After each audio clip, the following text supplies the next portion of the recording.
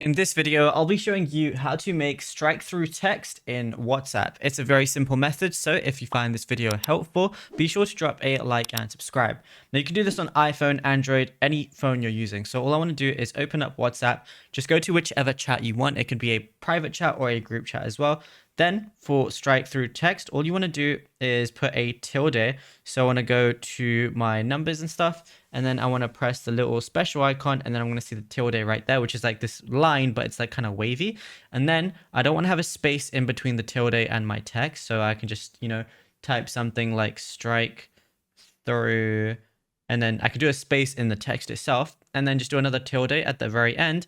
As you can see, there's a strike through, and then I can just go ahead and send that. So I can do like and subscribe, but again, I would have to do the tilde at the very start, like this, like and subscribe to the channel, and then another tilde, and then yeah, it does another line, simple as that. So you can just keep doing it as much as you want, whenever you want. You can do it for a singular word, or you can do it for a whole paragraph if you want to as well.